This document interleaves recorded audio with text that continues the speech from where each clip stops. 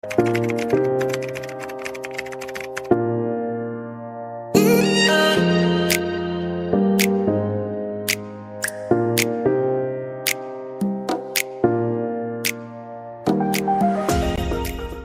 everyone! In this video, gagawa tayo ng ating sariling customized commercial calendar.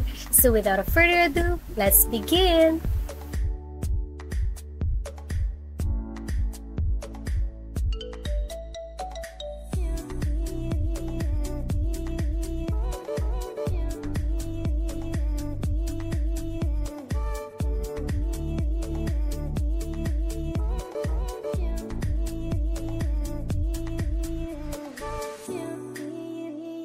Kapag tapos na kayo mag-custom ng size, ay automatic may lalabas sa screen nyo ng mga suggestions na kung saan pwede nyo siyang gamitin as your design, your background, your layout.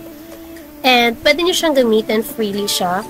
And may iba naman dyan na kailangan na naka-Canva Pro, pero mas marami din yung free lang siya and kailangan nyo lang talaga ng konting edit para mas kumanda siya and kumaga, mas presentable siya tingnan.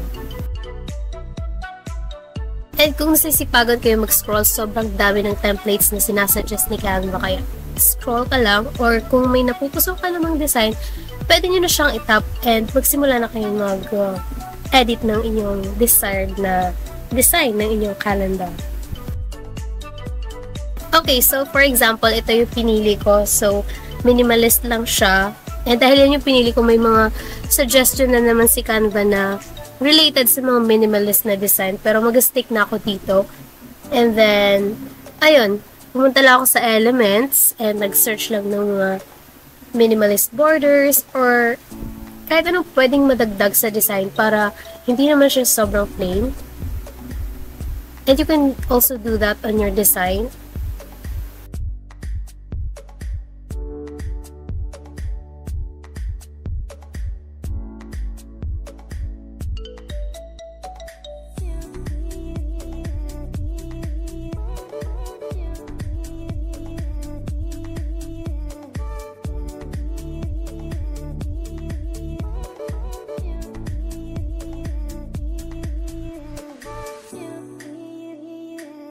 And if ever naman na may logo kayong ilalagay, mag-search lang kayo ng circle frame sa Elements.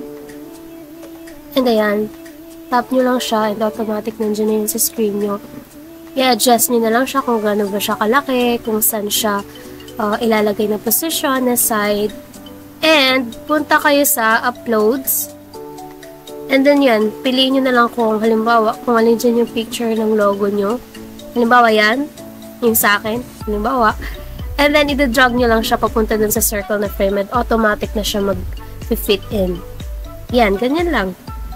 And if ever wala pa siya dun sa uploads, i-click nyo lang yung upload files and then, yan, piliin nyo lang siya. If ever nasa files nyo pa siya, open, and then yan, lalabas na siya mismo sa uploads nyo. Ayan, so, yan, ganun lang kadali. Eh, pwede mo siyang i-drag kung saan na position mo siya ilalagay. And syempre, gumawa rin ako ng sarili kong design para sa akin. Ayan. So, yan lang. For family lang. Halimbawa, ganyan sa akin. Nag-attach na ako ng photo, family photo namin. And then, naglagay lang ako ng text sa gilid. Which is yung last name namin. And then, family. Basta rin yung family. Ayan. Ni-remove background ko lang siya para clean tingnan. And yan.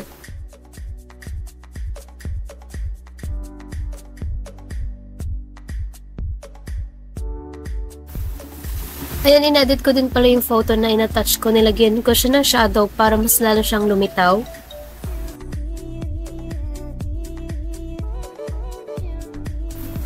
And pati nga din pala yung text, pwede nyo rin siyang i-edit. Ayan, pwede nyo siyang lagyan ng shadow, ng outline. And yan, pwede mo siyang lagyan ng mga design pa. Pero, para sa akin, okay na yung simple lang. Kasi, para hindi siya masakit sa mata.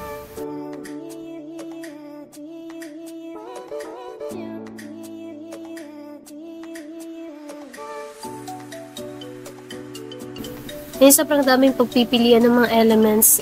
Pwede pa kayo mag-add ng kung ano-anong design para maging colorful ang inyong mga design. Pero para sa akin, okay na to para, ayun nga, hindi siya masakit sa mata and kahit pa paano, mag-stick tayo sa minimalist na design.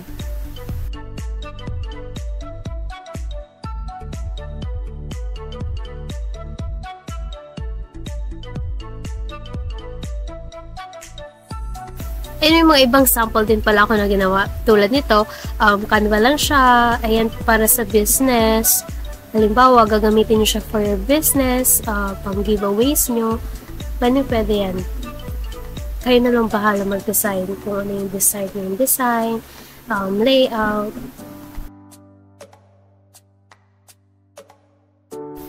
And after designing guys, i-download nyo na yan at ilalagay na natin siya sa ating calendar.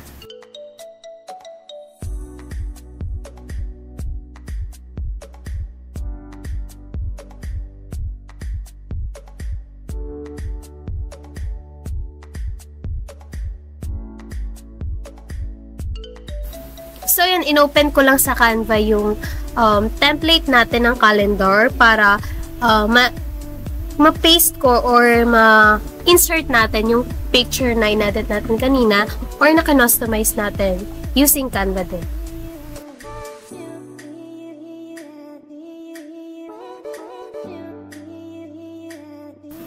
Okay, so pag-uploaded na yung photos, pwede nyo siyang i-tap and automatic nandiyan na yan. I-adjust nyo na lang siya and i-drag para sumakto yung size niya dun sa space na para lang sa kanya. Ayan.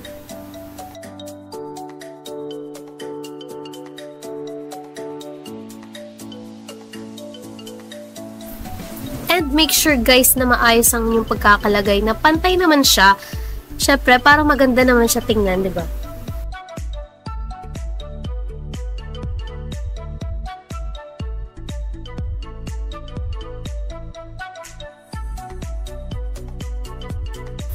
And ang kagandahan sa Canva, kasi pag nagawa mo na siya sa isang template, pwede nyo na siyang i-copy-paste and dun na siya, sakto na siya sa pwesto niya. Hindi mo na siya kailangan galawin.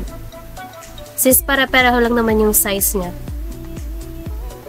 Ay, naglagay naman ako yung bago naman to. So, panibagong adjust na naman siya. Pero kung yung kanina lang, yung copy-paste, hindi ko na kailangan galawin.